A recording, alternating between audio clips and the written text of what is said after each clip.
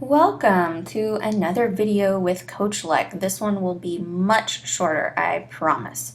Don't forget that we need to have all of these notes taken before we come in tomorrow so that we can quickly go through our report card for these presidents, and then we will do a debate based on our report cards for them. So our objective for this video is we need to understand the point of view of the presidents of Texas, determine which president was the best president of Texas, and then we're going to defend our choice.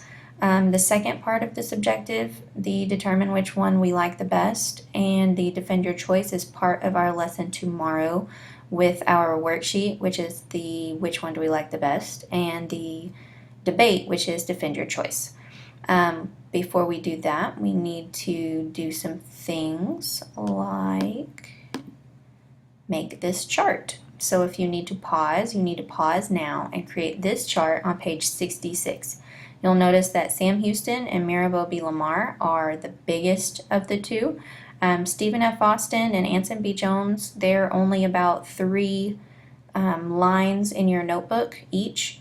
And the blue line right here is the red line that's in your notebook. So you can use it that way. So go ahead and pause if you need to pause to create this. Before we get started with the actual presidents, we need to know what annexation is. Annexation is a big word in 8th grade U.S. history, and you're going to need to know it. So it is the permanent acquisition of something, such as when a land becomes territory. In order for it to become a state, it has to go through the process of annexation. So annexation is trying to get Texas to be a state. That's the whole thing that we're talking about. You need to remember that Mexico did not recognize Texas as a state or a nation. The United States did not recognize it until March 1837. Sam Houston believed that if Europe would recognize Texas, then the United States would be interested in annexation.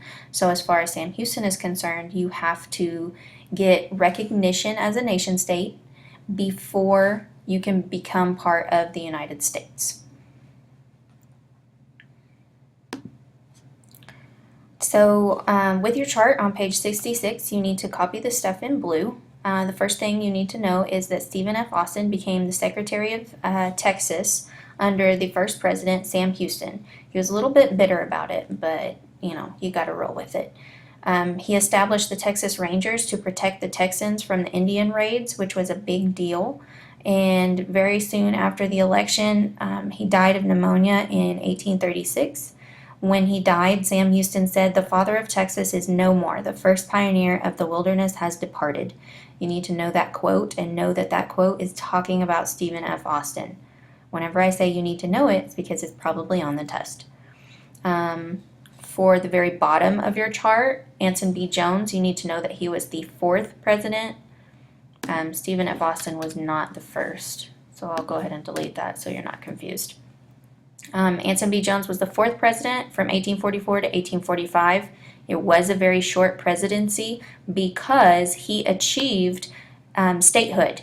In 1845, Texas became a state. You need to know that date, 1845. Texas became a state. You need to know that, okay? If you need to pause to finish up these notes, you can go ahead and do that.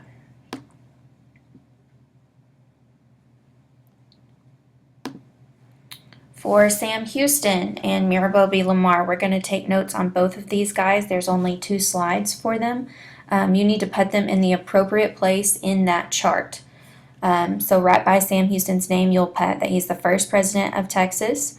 Next to annexation, you'll write that he wanted to join Texas as a state. He wanted Texas to become a state. He hired more Texas Rangers to defend the people. Mirabeau B. Lamar and Sam Houston were both part of the Texas Revolution. They were both in the Texas Army. Sam Houston was the general, and Mirabeau B. Lamar was a cavalry colonel at San Jacinto.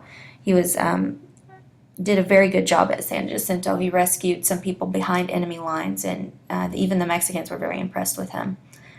He opposed, Mirabeau B. Lamar opposed annexation to Texas. He wanted it to remain a state. He wanted them to remain independent. He was supported by Jose Navarro. Navarro was Jim Bowie's wife's family.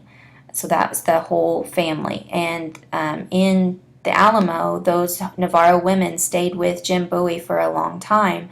And they were ransomed by Santa Anna whenever the Alamo fell. So Jose Navarro was very mad that Sam Houston did not get his women out of San Antonio, that Sam Houston did not go to the Alamo's aid.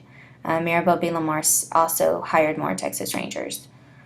Sam Houston he was supported by the Indians. He was very good friends with a guy named Chief Bowles, who was a Cherokee. He was adopted into the tribe because during his third presidency, he remarried a Cherokee woman. And so he was very good friends with the Indians. However, Maribel B. Lamar wanted to get rid of all of the Cherokees in Texas. He wanted to drive them out of Texas. So as soon as he became the second president, he tried to kick them all out. Chief Bowles resisted, and it led to Chief Bowles dying. After he died, Maribel B. Lamar tried to have a truce with the Indians. So he called them all to the Texas Congress, and at the Texas Congress House, a fight broke out between the Indians and the Texans. Tons of people died inside the Congress House and in the streets. It was a very bloody mess. Maribel B. Lamar also sent an expedition to Santa Fe to establish the boundaries of Texas. Mexico believed that the boundary was the Nueces River, but Texas believed it was the Rio Grande. Maribel B. Lamar sent this expedition. They were captured and they were kept in Mexico City as prisoners. They were only released whenever Sam Houston became the third president of Texas. So to wrap up, I want you to write the answers to this question on the top of page 66. So you need to write answers on top of page 66 above the title, and then you're done. Thank you for listening to this wonderful video. See you guys tomorrow.